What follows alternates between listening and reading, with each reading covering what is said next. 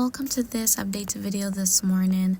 So we're going to be taking a look at what is going on here across the North Atlantic, and we can see that there is some activity in the main development region associated with some tropical waves.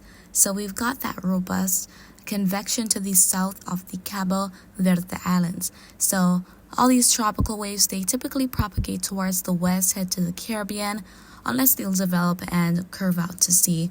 But we've have a majority of these making their way to the west, and when they do so, once they sustain enough activity, they're a great source of rainfall for parts of the Caribbean. And we've definitely seen that since the latter part of May up until now, and we've had several making their way off and move into the west. In addition, we've got our Invest 90L, so that is our first invest area of the hurricane season, which is producing quite a bit of rain in parts of Florida and even the northern Bahamas as well. There's been quite a bit of rain around.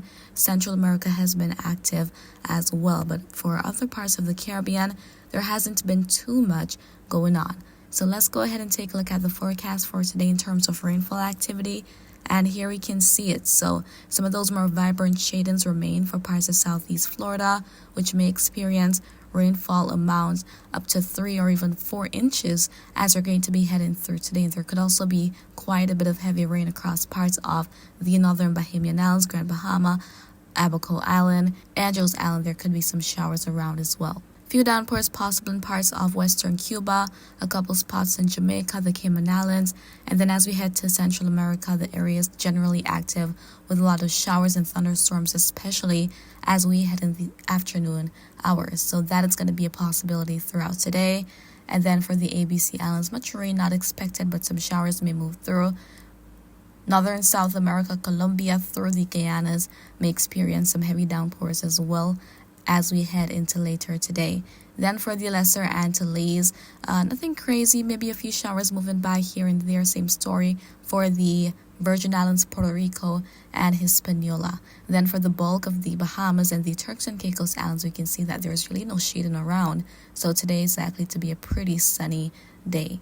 Now going back to our invest areas, so 90L, here we can see it on the latest outlook map from the National Hurricane Center, still in that yellow shading. That low chance persists for development. 20% chance that we could see something become of this, and if we should, it's not going to be for the short term because one, it is going to be moving over land, and two, conditions may be conducive just enough to allow for some slow development of it. So that chance remains low, and it is when it moves over Florida and off the southeastern states when we could see something become off the system. So we'll see what happens in terms of that, but for now it could still produce those very heavy rainfall amounts and could also induce quite a bit of flooding across some areas. So please stay safe if you're being affected by this.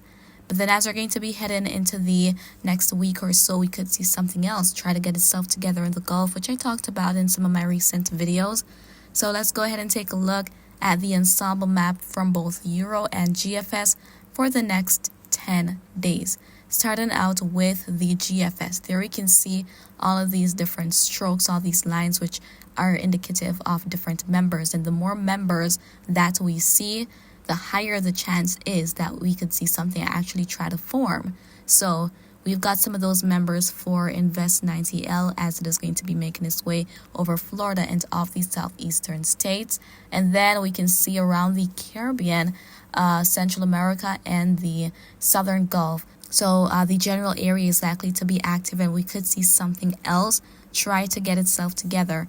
The Euro model is in agreement with this and shows most of that activity potentially over the Southern Gulf in the Bay of Campeche. So we see all those members there, and as it relates to 90L, we're also seeing that the different members are showing that, hey, we could actually see some sort of development out of the system over the course of the coming days. But in terms of seeing something moving from the east to the west and developing on its way to the Caribbean, that is not expected. However, once these tropical waves, they sustain themselves, they make it to the Caribbean, to the West Caribbean especially, then they may try to develop if the environment allows that to happen. So these sea surface temperatures are already well on their way. So once there's a lot of moisture around in the lower levels and the middle levels of the atmosphere, coupled with those favorable upper level winds, then we could certainly see development out of those systems. But for now, we've only got 90L as a marked disturbance out there. But as we head deeper into the hurricane season, we're going to want to keep our eyes more to the main development region. So we've got that healthy tropical wave out there south of the Cabo Verde Islands, as I mentioned before. That's going to continue propagating towards the west. And so we've got some other activity out there. We can see all of that shower and thunderstorm activity north of the Guyanas. That's also going to be moving through. And as the intertropical convergence zone becomes active as well, we're going to see more rain in parts of the South Caribbean and Central America. So the intertropical convergence zone, that is where the trade winds of the north and the south meet. And once they meet, because we're talking about warm tropical air, moist air is going to rise, and as it ascends in the atmosphere, the temperature decreases, so it gets cooler, condenses to form clouds, and that is how we get all of the activity along it. So that is a source of rainfall for parts of the South Caribbean, Central America, and South America. And that is essentially what our tropical waves propagate against. They propagate against the intertropical convergence zone. But as I said, guys, for now, we've got a lot of activity, a lot of rain in parts of Florida, flood triggering rains at that. That's going to persist over the course of the next couple of days, and even for the Bahamas as well, along with some thunderstorm activity.